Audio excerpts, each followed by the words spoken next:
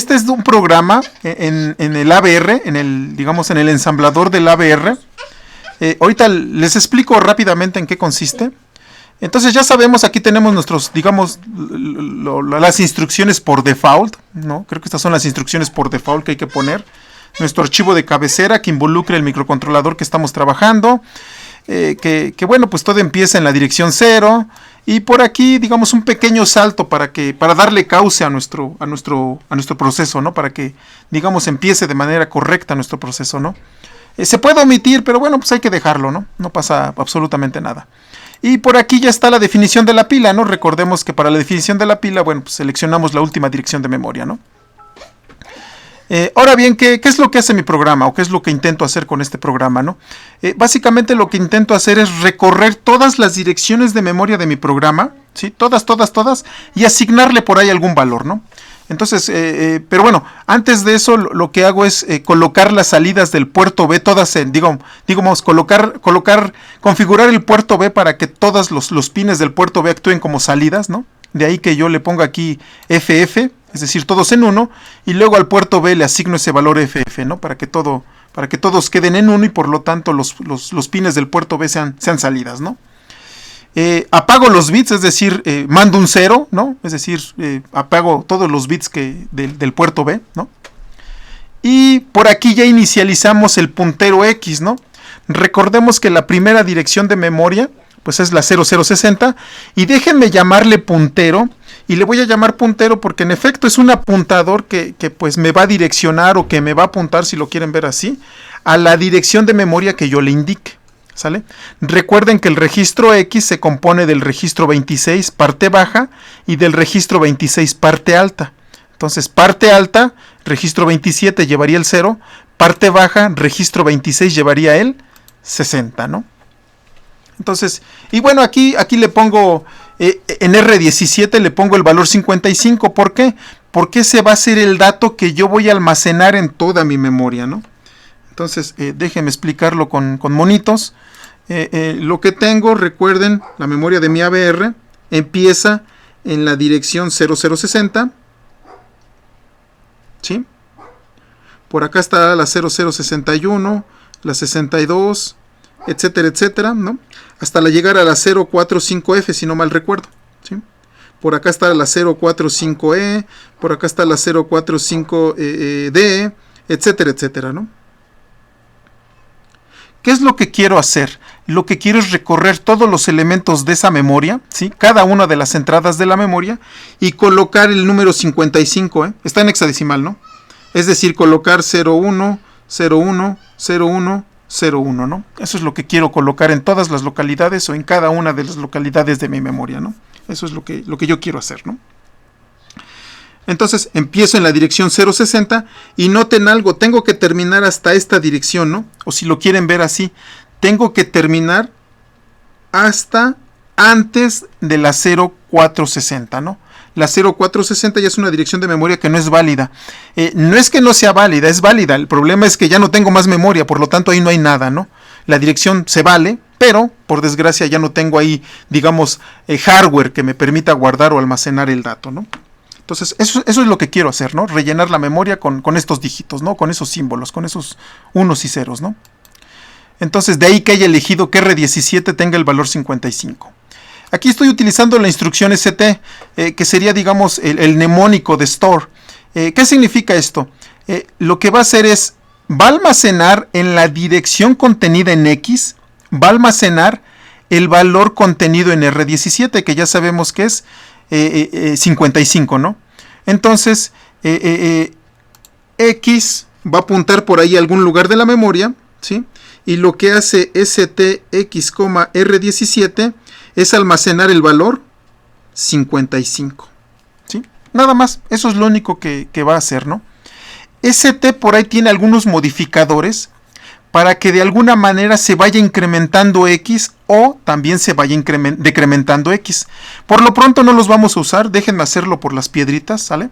Entonces en este caso ST simplemente agarra el valor que está en R17 y lo almacena en la dirección que está contenida en el registro X, ¿no? Eso es lo único que va a hacer ST, ¿no? Una vez que hace eso ST, utilizo la instrucción ADW, Recuerden que ADW, en este caso, como le puse R26,1, lo que hace ADW,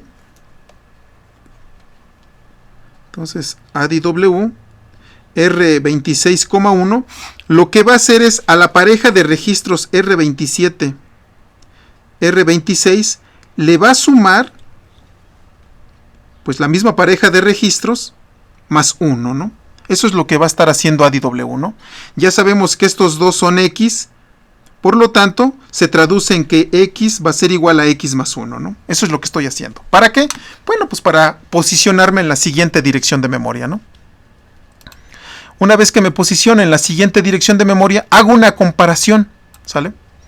¿Qué comparo? Comparo el registro R27, la parte alta de X, con 4, ¿sale? Si es igual, ¿sí? Perdón, bueno, vamos a ponerlo aquí. Si no es igual, me regreso a mi loop, es decir, me regreso a esta etiqueta.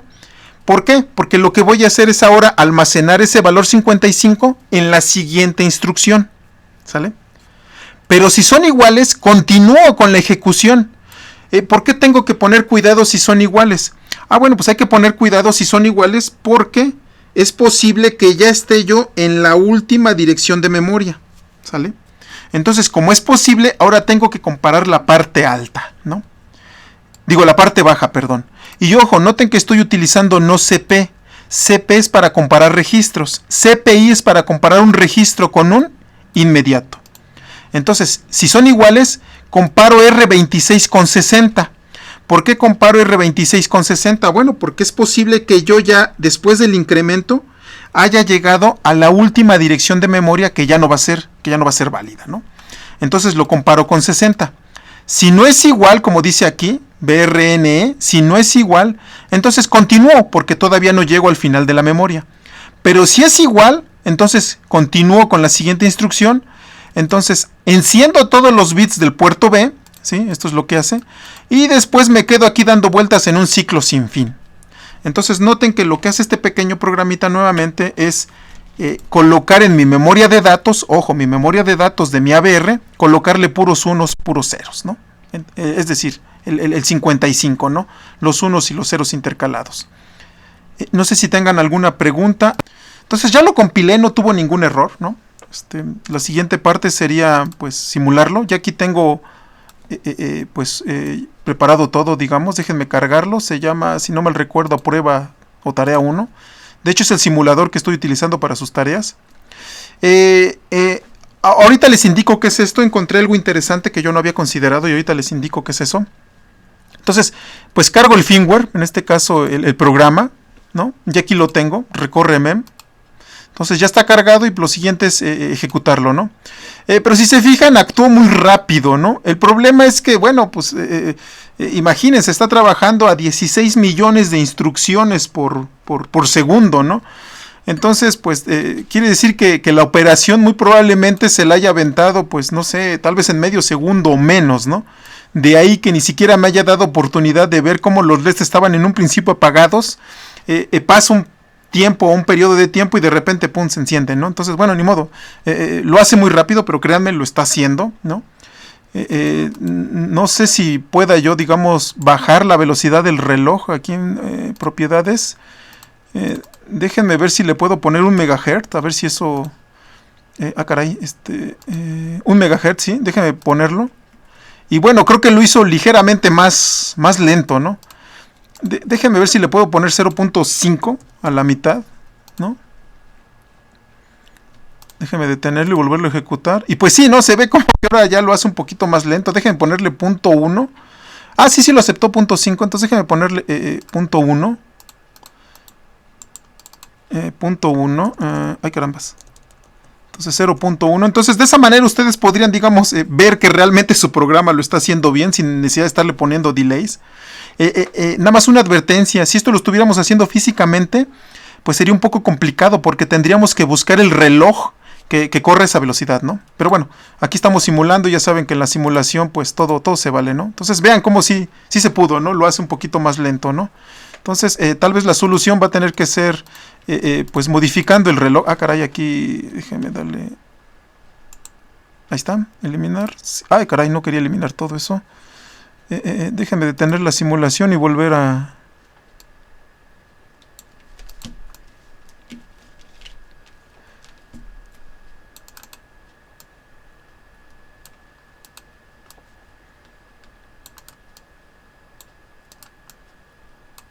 Listo, ya está conectado, ¿no? Entonces déjenme ponerle por acá, pues hacerlo más lento, a ver 0.01, a ver si lo hace.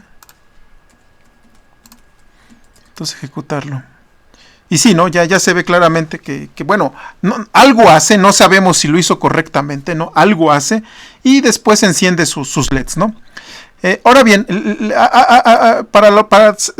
había un detalle que yo no había considerado cuando estábamos simulando su primer programa.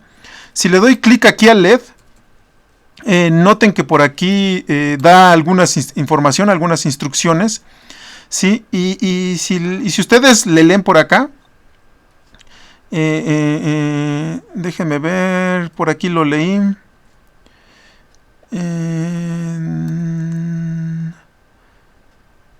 Acá está, miren, ¿no? Entonces dice corriente máxima soportada y por ahí les dice que hay una cierta corriente máxima soportada y dice que al superar este valor el LED se quema, ¿no?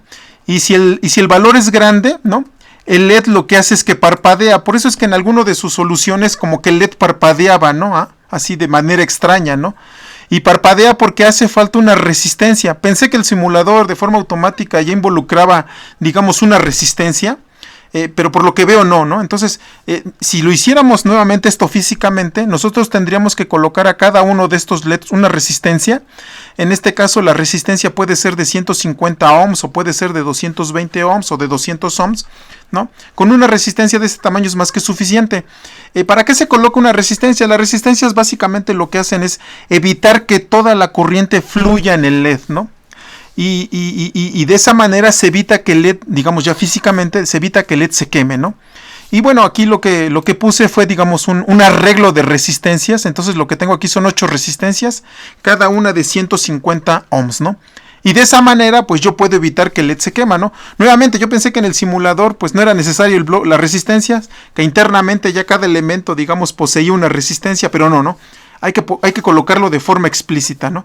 Entonces, si ustedes van a utilizar LEDs para ver qué hace o qué no hace o para obtener resultados, bueno, es importante que pongan ustedes un conjunto de resistencias para evitar que el LED se queme. Desde luego aquí no se va a quemar, pero lo que sí va a hacer es parpadear, ¿no? Y entonces, bueno, eso ya confunde o ya nos da, digamos, otra interpretación de los resultados, ¿no? No sé si esto esté claro. En nuestro desarrollo de programas en ensamblador, nosotros vamos a cargar los programas pues en un disquete, ¿no? Un disquete es semejante a un disco duro, digamos que tiene la misma estructura. ¿Qué es un disquete? Pues básicamente es un disco, así tal cual la palabra, ¿no? Ahí está un disco redondo, vamos. Y es un disco que posee dos caras, dos lados, ¿no? Entonces, esta de que le estoy colocando, pues será la cara, digamos, de enfrente. Y por atrás, pues estará la segunda cara, ¿no? La segunda cara del disco, ¿sí? El disco se divide, digamos, en círculos concéntricos, ¿no? ¿Sí? En donde cada uno de estos, no sé cómo llamarle, cada uno de estos pequeños fragmentos o cada uno de estos discos se les conoce como pista, ¿sí? En discos duros el nombre es cilindro, ¿sí? Entonces pueden ser pistas o cilindro, el nombre que ustedes quieran llamarles, ¿sí? Y cada pista o cada cilindro se encuentra dividido en segmentos.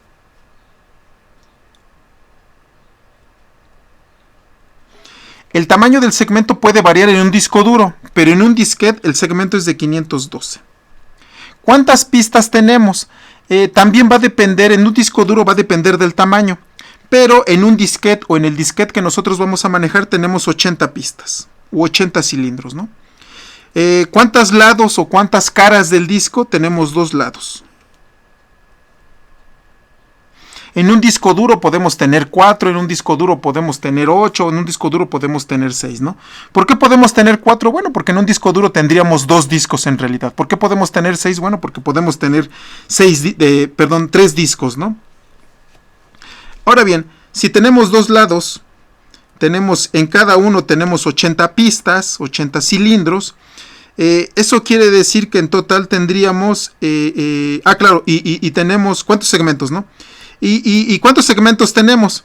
Bueno, pues en total va a depender mucho del disco que estemos trabajando o del disco duro que estemos nosotros considerando, pero en total tenemos para nuestro disquete 18 segmentos, ¿no? Entonces si yo multiplico 20 por 80 por 18, bueno, aquí en el documento lo tengo, digo, para no sacar la calculadora. Bueno, sí, ya está aquí, déjame cerrarla. Entonces, si yo multiplico 20 por 18 por no me acuerdo cuál, pues voy a tener 2880 segmentos, ¿sí? Entonces, esto es igual a 2880, ¿no? Déjeme regresar. Entonces, tengo en total 2880, ojo, segmentos, ¿sí? Si ahora yo lo multiplico por 512, que es la capacidad de cada segmento, eso me va a dar 1.44 megabytes, ¿no? Esa sería, digamos, la capacidad de mi disquete. Desde luego, en un disco duro no hablamos de megabytes, hablamos de gigabytes, ¿no? Pero eso significa que cada segmento pues es más grande, eso significa que hay mayor cantidad de pistas, eso significa que hay mayor cantidad de lados, ¿no? Eso significa que hay mayor cantidad de segmentos, eso significa que hay mayor cantidad de estas cosas, ¿no? Pero bueno, nosotros vamos a trabajar con un disquete y esta sería la estructura de un disquete, ¿no? Los segmentos de cada pista van desde 0 a 17, ¿sí? Los lados o las cabezas van de 0 a 2 en este caso, ¿sí? Las pistas o los cilindros ahí sí van de 1 a 80, ¿sí? Pero bueno, esto no es lo importante, ¿no? Lo importante es que cuando ustedes insertan un disquete o cuando ustedes insertan un disco duro en su PC, lo que hace es leer la pista, déjenme llamarle la pista 1, el segmento 0. Siempre va a leer eso y desde luego desde el lado 0. Siempre va a leer digamos, el primer segmento, es decir, el primer segmento de la pista 1 del lado 0. Siempre, siempre. Y nada más lee eso. Entonces, si este es ese famoso segmento, entonces nosotros, para poder programar en un ensamblador y tener completo control de nuestra máquina, vamos a meter en esos 512 bytes, ahí vamos a meter nuestro programa. ¿Para qué? Para que cuando insertemos el disco, o en este caso el disquete, en mi máquina virtual, ejecute pues nuestro programa. ¿Por qué? Porque va a tratar de leer el primer segmento, digamos el segmento 0 de la pista 1 del lado 0, va a tratar de leerlo y va a ejecutarlo. Entonces noten esto, que nuestro programa va a ser el equivalente a haber colocado ahí un programa de arranque, ¿no? Haber colocado ahí, digamos, un sistema operativo. Desde luego no vamos a hacer un sistema operativo, simplemente vamos a hacer un programa de arranque que lo único que va a hacer pues es mostrarnos por ahí lo que nosotros hayamos programado, ¿no? No sé si esto está... Entonces, bueno, ya sabemos que vamos a utilizar un disquete lógico. ¿Y cómo es ese disquete lógico? Bueno, ese disquete lógico no es más que un archivo, ¿sí? Un archivo así tal cual, particionado o digamos estructurado en segmentos, ¿no? Entonces, mi archivo pues desde luego es lineal. ¿Y cuántos segmentos va a tener ese archivo? ¿De cuántos se va a componer? Pues de los 2880 que habíamos mencionado. Cada segmento mide 512 bytes, por lo tanto ese archivo va a medir 1.44 megabytes, ¿no? Eso es lo que va a medir mi archivo, ni modo. Oye, pero tu programa pues va a medir apenas unos cuantos bytes, no sé, unos 30 bytes, unos 50 bytes. Sí, y mi programa va a estar dentro de los primeros bytes del archivo, es decir, va a estar aquí metido, ¿no? ¿Y todo lo demás con qué se rellena? Pues todo lo demás es basura y se tiene que rellenar con 0, ¿no? ¿Hasta cuánto? Bueno, pues hasta que se junten los 1.44 megabytes, ¿no? Ni modo, ¿no? Entonces, fíjense que tengo un archivo en donde los primeros bytes son mi programa. ¿Por qué los primeros bytes van a estar ahí? Porque ahí está el segmento 0, que es el que va a leer ¿cómo se llama? Es el que va a leer mi computadora, ¿no? Mi PC cuando yo la encienda, ¿no? Por cierto, ese segmento tiene nombre y básicamente es el sector de arranque, ¿sí? Entonces, bueno, ahí va a estar el primer segmento. Ojo, nada más lee los primeros 512 bytes, ¿eh? Si mi programa mide más de 512 bytes, bueno, me van a tener que preguntar cómo hacer para cargar los siguientes bytes para que pueda, digamos, ejecutarse mi programa de manera correcta, ¿no? Lo vamos a hacer, pero bueno, con calma, ¿no? Por lo pronto mis programas son chiquitos, no miden más allá de 512 bytes, por lo tanto caben muy bien en el primer segmento, que es el que lee mi computadora, ¿sí? Y todo lo demás lo relleno con ceros, ¿no? Bueno, sí, todos, por el momento vamos a trabajar solamente en el primer segmento, ya después iremos a trabajar con los demás segmentos, ¿no? Es decir, con programas más grandes. Entonces, bueno, ni modo. Así vamos a trabajar. Ya veremos más adelante cómo hacerle si mi programa es un poco más grande, ¿no? Yo ya hice el programa, vamos, entonces no hay que quebrarse la cabeza como cómo le hago para ese programa, ¿no? Entonces, este es el programa, ¿no? Lo único que recibe como argumento es ese archivo que ustedes creen o que compilen con el ensamblador, ¿no? Y listo, ¿no? Si se fijan, acá está el tamaño del disco y pongo el tamaño porque una vez que cargo el programita, pues debo de rellenar todo lo demás con ceros hasta llegar a esta posición, ¿no? Hasta llegar a ese tamaño, ¿no? Y ese está por acá, no recuerdo, sí está por acá, ¿no? Aquí adelantito, ¿no? Pero bueno, como les digo, ya está hecho el programa, échenle un ojo, está en lenguaje C, entonces no creo que les tome mucho, vamos, no creo que sea muy difícil entenderlo, ¿no? Ya está hecho el programa. Ahora bien, ¿cómo vamos a trabajar? Yo aquí ya tengo mi máquina virtual, ¿dónde está? Acá. Yo ya la creé, ya hice todo el procedimiento que les explico en el manual, ¿no? ¿Sale? Y ya tengo instalado NASM o el ensamblador. Por favor, lean el manual. Aquí el manual les dice cómo hay que instalarlo, qué hay que hacer, etcétera, etcétera, etcétera. Y ya tengo mi programa de ejemplo, que es el que ustedes van a correr, ¿no? Entonces, ahorita les explico el programa de ejemplo. Por desgracia, aquí el programa de ejemplo es un poco más complicado que el programa de ejemplo que hice en el ABR. Pero bueno, ahorita lo explicamos. Déjenme minimizar todo esto. Pero bueno, como les dije, ya tengo aquí mi máquina virtual. Yo le puse por nombre 8086, 8088. Nuevamente, ustedes pongan el nombre que quieran, ¿sí? Entonces, déjenme abrir mi programa. Aquí está, se llama Prueba ASM. Déjenme abrirlo con un editor diferente porque aquí lo quiere abrir con el Atmel. Entonces, bueno, este es mi programa. Noten que las instrucciones cambian un poquito. Déjenme hacer un poco más grandes las letras porque a lo mejor no se ve bien. Creo que está en el default. Déjenme ponerle 16. Y ok. Sí, ahí está, ya se ve un poquito más grandes, ¿no? Espero que se vean bien, ¿no? Noten nuevamente, aquí está mi archivo, mi famoso archivo include, ¿sí? Entonces, pues es algo equivalente al include que teníamos en el ABR. La diferencia es que aquí empieza con porcentaje, en el ABR empezaba con puntito, ni modo, va a cambiar un poco la sintaxis de ensamblador a ensamblador. Aquí yo le indico que voy a utilizar una CPU, la 186, que es de la familia del 80-186, digo, no pasa nada. Si yo le pusiera ahí, no sé, algún otro procesador, 386, 286, o Intel, o Pentium, el que sea, bueno, pues tendría que ponerlo. Pero nosotros vamos a trabajar con un procesador bajito, digamos, básico. Aquí lleva el famoso ORG, aquí también lo voy a colocar, ORG 0000. Si yo requiero de otro ORG, bueno, pues ahí se lo pondré. A lo mejor si nos da tiempo hacemos una práctica con un ORG diferente, con un valor diferente ahí en ese parámetro o en esa directiva del ensamblador, ¿sí? Y ahora el siguiente paso es fijar la pila. Entonces, si se fijan, digamos, es el mismo procedimiento que hicimos con el ABR. Aquí en el ensamblador PC también tendremos que seleccionar la pila, ¿sale? Noten que aquí estoy utilizando un par de constantes, una que se llama pila y otra que se llama base. Y la pregunta es, oye, ¿en dónde están esas constantes? Bueno, pues ya sabemos que están en este archivo. Déjenme abrirlo para que lo veamos. ¿Qué contiene? O para que de una vez vean cómo se declaran las constantes. ¿No? Entonces, listo, aquí están las constantes, ¿no? Para declarar constantes se pone el identificador, la palabra EQ y la constante, ¿no? La que corresponde, ¿no? Noten que estoy utilizando hexadecimal, ¿no? Entonces, fíjense que pila... Aquí pila tiene el valor 9800, ojo, en hexadecimal. Y que base tiene el valor 7FF. Ahora bien, pila, en este caso, este es el segmento. Y base será el desplazamiento, ¿no? Entonces déjenme ponerlo aquí incluso, segmento. Entonces la pila va a estar en el segmento 9800. Y el desplazamiento va a estar en 7FF.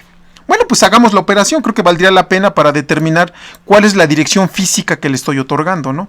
Entonces déjenme, voy por mi calculadora. Entonces en hexadecimal ya dijimos que es la, ¿qué? 9800. Lo multiplicamos por 10. Ya sabemos que nos va a dar 98.000 en hexadecimal. Y perdón, no estoy en hexadecimal, estoy en decimal. Déjenme volver a hacer la operación. Entonces sería 9800. Por 10, ¿no? Bueno, nos da el mismo resultado, ¿no? 9800, pero 98,000, pero recuerden que estoy en hexadecimal. Y ahora lo que le voy a sumar será 7FF. Entonces, más 7FF. Dos Fs nada más, no son 3. Sí, son 2, ok. Y esto le doy igual, ¿no? Fíjense que me estoy yendo hasta la última dirección de memoria, en este caso la 98,000, o bueno, la 987FF, ¿no? Entonces, esa es, digamos, la última dirección de memoria que yo definí, y a partir de ahí, la pila hacia arriba va a empezar a trabajar, ¿no? ¿Por qué hacia arriba? Bueno, pues recuerden que va decrementando, ¿no? Hacia las direcciones de menor tamaño, ¿no? Entonces, regresemos a la definición de mi pila. Entonces, cargo en AX el segmento, ¿sí? Recuerden que era 9800, lo cargo en AX, y AX lo asigno o copio el valor de AX a mi registro de pila, al stack segment, ¿no? Noten que estoy utilizando la instrucción move, ¿no? Con move puedo copiar contenidos de un registro a otro, ¿no? O copiar el contenido de una constante a un registro, ¿no? Entonces, fíjense aquí, esta es una constante, es un inmediato, lo cargo en este registro AX, y después hago por ahí un modo de direccionamiento entre registros, ¿no? Para poder mover o para poder copiar el contenido de AX en el registro SS. Y después en el registro SP, que es el, digamos, el puntero de pila, stack pointer, cargo la base. Entonces, en estos puntos, o hasta este punto, yo ya tengo definida la dirección de la pila, y recuerden que es la última dirección de la memoria. En este caso, no recuerdo el valor, creo que es 987FF, creo que le puse, ¿no? Como última dirección, ¿no? Pero bueno, estoy en las últimas direcciones de la memoria, ¿no? O de la memoria, digamos, o de las direcciones válidas de mi memoria, ¿no? Que voy a estar utilizando. Ok, entonces nuevamente, ya dijimos que pues nuestro programa va a estar en el primerito segmento, ¿no? El primer segmento, en la primera pista, en la primer cabeza o en el primer lado de mi disco, ¿no? Entonces aquí está mi disco. Digamos que aquí está ese segmento, ¿sí? Y cuando ustedes encienden la computadora, lo que hace el BIOS es cargar este segmento, ¿no? De 512 bytes, ¿no? Lo que hace es lo va a cargar en la memoria.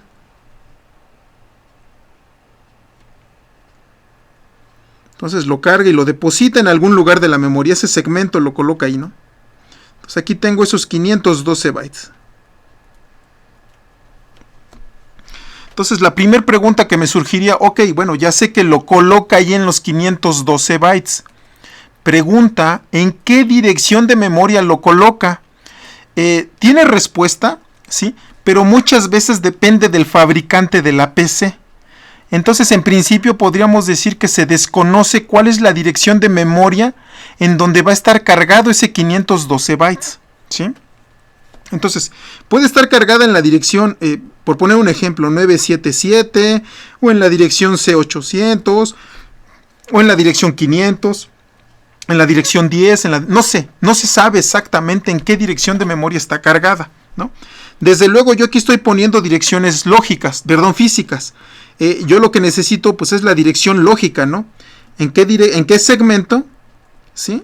Está colocado mi programa, ¿no? No lo sé, lo desconozco completamente, ¿sale? Ahora bien, ustedes van a decir, bueno, profe, pero pues eso qué nos importa, ¿no? Pero lo importante es que nosotros sepamos. En principio puede no ser importante conocerse eso IP, ¿no? Lo importante es que sepamos que se está ejecutando realmente mi programa, ¿no?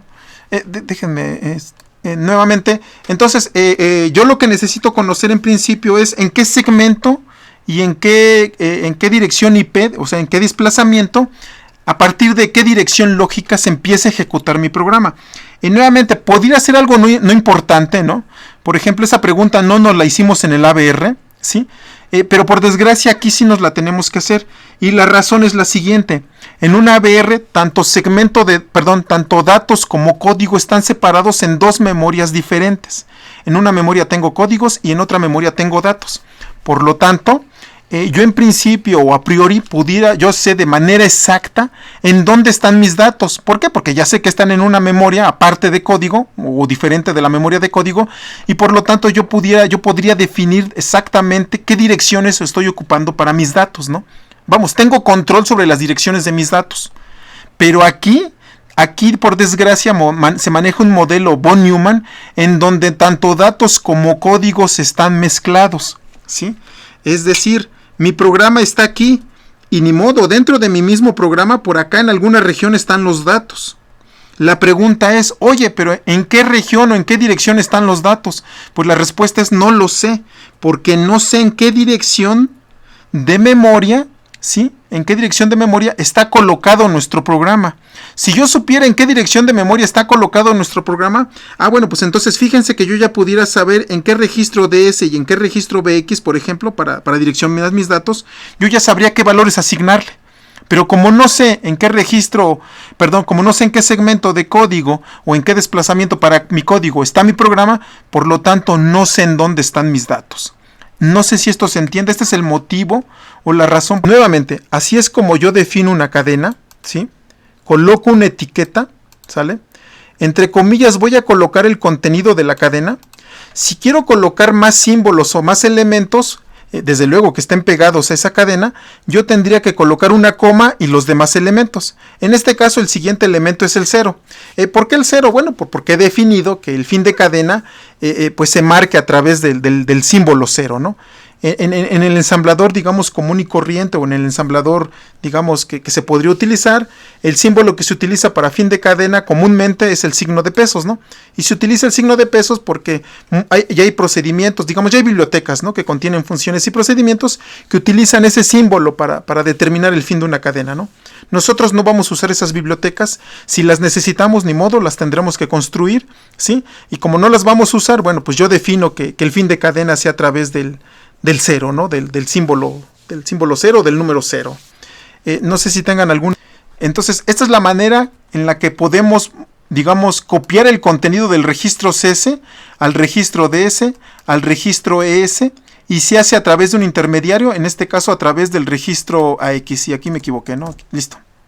¿Sale? Entonces, todo se tiene que hacer a través de terceros, ni modo, no existe otra forma, ¿no? Entonces, bueno, ya está la mitad de mi problema. Me hace falta determinar IP.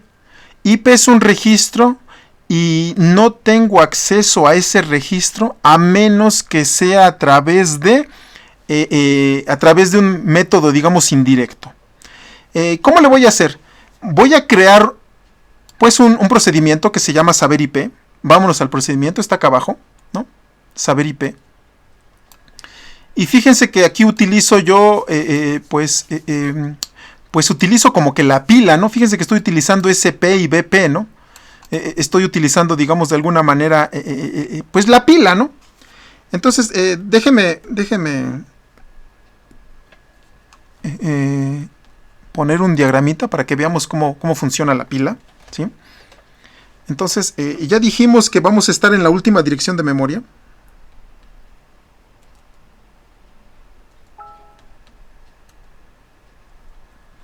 Pensemos en que esa última dirección de memoria es esta.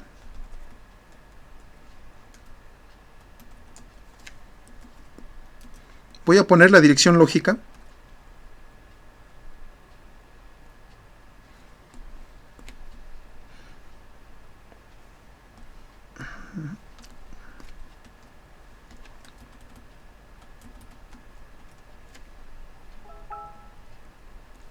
¿Sí? Pensemos en que esa es la última dirección de memoria, ¿sí? Por lo tanto, como esa es la pila, el registro SS vale 1000 y el registro SP vale 00F, ¿sale? En este caso recuerden que la pila se va moviendo de 2 en 2 porque tengo un procesador de 16 bits, de palabra de 16 bits, por lo tanto se va moviendo de 2 en 2, no se va moviendo de 1 en 1 como lo haría el ABR, ni modo, aquí se va moviendo de 2 en 2, por lo tanto la siguiente dirección válida de mi pila, digamos, es la 00D,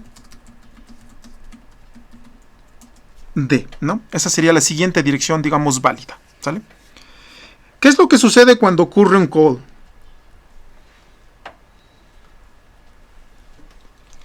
Bueno, lo que hace básicamente call es hacer un push, ¿sale? ¿Qué tipo de push? O bueno, ¿para qué es un push?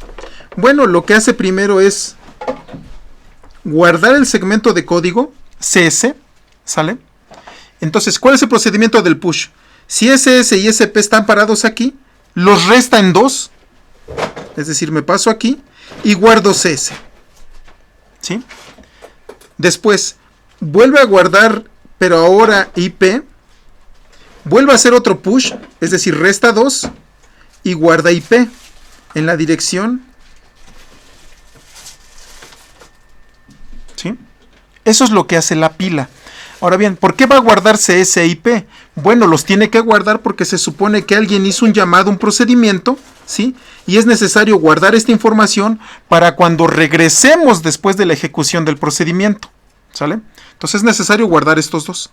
Noten algo, SP e IP ahora están parados aquí. Y fíjense algo interesante, en la pila yo ya tengo el valor de IP, bueno, al menos el valor que sigue. Pero con eso a mí ya me da una idea de cuál fue la dirección de pila, perdón, cuál fue la dirección IP o cuál fue la dirección a partir de la cual quedó guardado nuestro programa por parte del BIOS. No sé si esto esté claro. Entonces, ¿qué sucede? Bueno, pues ¿cómo recupero ese valor de la pila? Bueno, pues cargo SP en BP. Recuerden que estos dos registros, BP y SP, siempre están anclados al segmento de pila. Y cargo el contenido, neten aquí que tengo un direccionamiento indirecto. Cargo el contenido, cargo el contenido de la dirección almacenado en el registro BP, que yo automáticamente sé que está casado con SS, ¿sale? Cargo este contenido en el registro AX. Por lo tanto, fíjense que AX contiene el valor de la siguiente instrucción, la dirección de la siguiente instrucción. Después, para regresar del call, utilizo red. Y una vez que utilizo red, ejecuta la siguiente instrucción, que sería esta. Noten lo que hago. Bueno, pues toma el contenido de AX y réstale la dirección en la que te quedaste. Y en ese caso, en AX ya tengo la dirección de inicio, ¿sí? A partir de la cual empezó la ejecución de mi programa, ¿no? ¿Qué sigue después? Yo ya sé que en AX, ojo, yo ya sé que en AX ya está guardada la dirección a partir de la cual empieza mi programa, ¿no? Entonces, el siguiente paso es determinar la dirección a partir de la cual empiezan mis datos. Yo ya sé que tanto código como datos, ojo, código y datos están en el mismo segmento, pero están en diferentes desplazamientos, esa es la diferencia. Bueno, entonces lo que voy a hacer es sumar, en ese caso, aquí utilizo BX para guardar AX, porque ojo, AX sigue guardando la dirección en donde empieza mi programa. Entonces muevo el contenido de AX en BX, ¿sale? Y le sumo la dirección pues la dirección en donde se localizan los datos. Recuerden que las etiquetas son posiciones en donde está cada cosa. Entonces, esta etiqueta es la posición en donde está esta instrucción. Esta etiqueta es la posición en donde están estos bytes, ¿sale? Entonces, si se lo sumo, perfecto. Ya tengo yo la dirección a partir de la cual, o a partir de donde inician mis datos, ¿no? Déjenme detener esto hasta aquí. Ahorita vemos cómo se imprime, ¿no? Déjenme detenerlo hasta aquí. ¿Por qué? Porque, bueno, lo importante aquí es cómo lo compilo. Bueno, pues ni modo, tengo que abrir una línea de comandos, ¿no? Y aquí está mi línea de comandos, ¿sí? En el manual les indica qué es lo que tienen que hacer. Yo, por ejemplo, creé un archivo que se llama asm.bat, ¿sí? Que lo único que contiene, digamos, es, borro el archivo que se genera de la compilación, ahí le pongo del.com. Se le pone por 101 porque por 101 indica el primer argumento que recibe mi archivo ejecutable. En este caso BAT pues es un archivo, digamos, script de procesamiento, ¿sale? Es un script básicamente. Y con por 101 yo recibo, o bueno, lo que le indico es que el primer argumento que me des, bueno, sustitúyelo aquí en por 101. Después es importante que ustedes localicen en dónde se quedó instalado nasm.exe, ¿no? En mi caso, en mi PC, este sería el directorio, ¿no? Muy probablemente en su caso, en su computadora va a ser lo mismo, ¿no? Después le doy por 101 para indicarle que voy a compilar el programa. Ojo, le tengo que pegar la extensión, ¿sí? -o, si se fijan, muy semejante a GCC. Con -o le digo cuál va a ser la salida. Y la salida va a ser por 101.com, ¿no? El programa ya se los di. Qué raro. Ah, claro. El programa ya se los di, ¿sale? Que es este de aquí, que se llama Crea Disco. Ya se los di, nada más hay que compilarlo con cualquier compilador en C. y simplemente le paso el nombre del programa que voy a incluir dentro de mi disco virtual, ¿no? Dentro de mi disquete virtual que ya incluí, ¿no? Entonces déjenme cerrar esto y hacerle a prueba, ¿no? Para que vean. Yo lo tengo en el directorio, en el disco E. Dentro de cursos, dentro de microcontroladores, 2001. Sí está ahí. Y está en... ¿Dónde le puse? Sí, ASPC. DIR, ¿no? Entonces, fíjense que aquí está mi disco. Bueno, yo ya lo había creado previamente para hacer una prueba. Déjenme borrarlo, ¿no? Entonces, déjenme borrar también prueba.com. Ay, no quería borrar ese, pero ahorita lo recuperamos.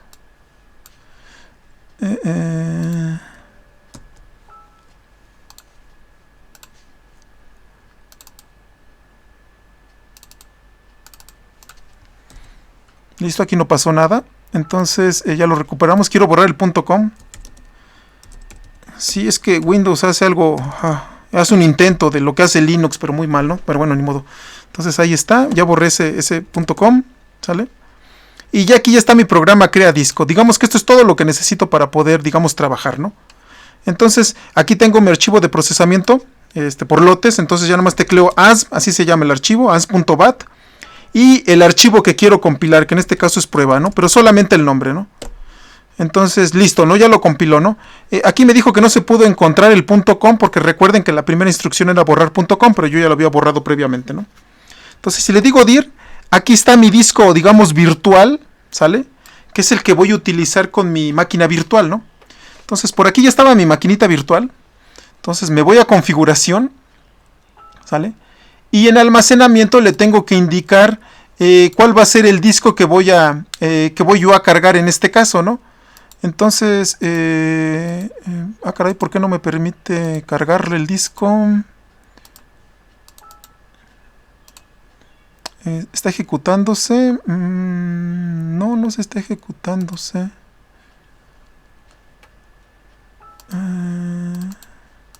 Caray, no me permite cambiarlo, no sé por qué. Déjenme crear una nueva máquina virtual. Como les dije, tienen que ser... aquí le ponen en tipo, le ponen otro. Aquí en versión de 2, bueno, pueden poner lo que ustedes quieran. De todos modos no vamos a meter ningún sistema operativo, ¿no? Vamos a ponerle 2. 4 megas serán más que suficiente, nada más que aquí me pone 32, es demasiado. Y no hay que crear disco duro virtual, ¿no? Entonces, bueno, ya está ahí ya veo por qué no me lo permite. Pero bueno, ya está cargada mi máquina virtual, la que acabo de crear, ¿no? Me voy a configuración, ¿sí? No requiero de unidad óptica, no requiero de disco duro. Lo único que necesito es el floppy, ¿no? El disquete.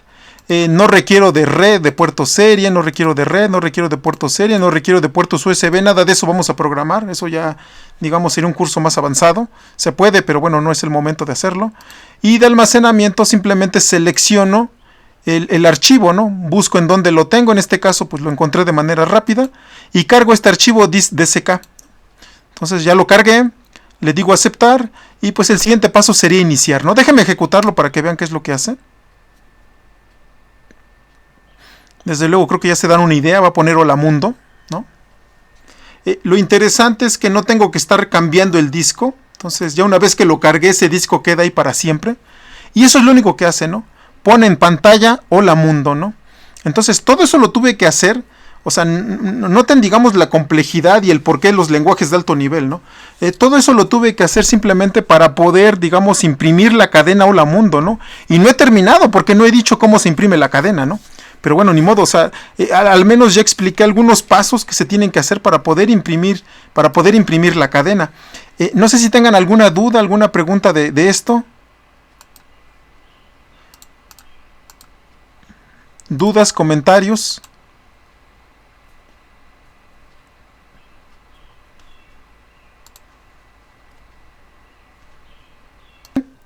La dirección de video para texto a color empieza en la dirección lógica B800 2.0, ¿sí? Entonces yo podría cargar B800 en DS y el primer desplazamiento o la primera dirección a partir de la cual voy a poner un carácter, cargarla en BX, ¿no? Eso yo lo podría hacer, ¿no? Y en efecto, así lo hago en el programa, ¿no?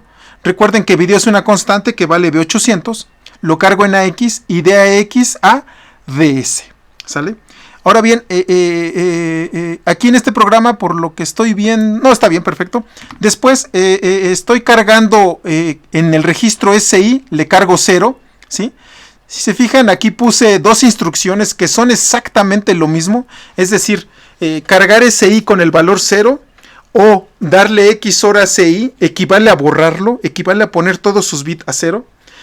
Otra característica importante es que move se utiliza para inmediatos, a diferencia del ABR, en donde utilizo o donde utilizaría LDI, ¿no? Aquí con move puedo hacerlo, digamos, todo, ¿no? Para poder transferir o para poder copiar datos, ¿no? En el ABR ni modo tengo move y tengo LDI, ¿no? Ok, entonces bueno, aquí borro SI, ¿sí? Básicamente lo que hago es que SI lo pongo en 0, ¿sale? Y empiezo. Entonces, fíjense ahora, si ustedes recuerdan que en BX, ¿no?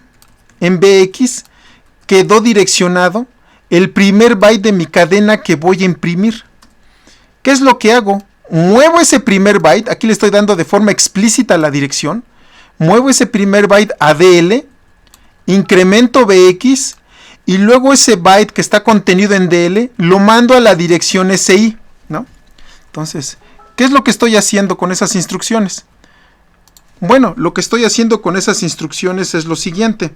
Déjenme borrar esto, porque aquí es SI. Ahora sí.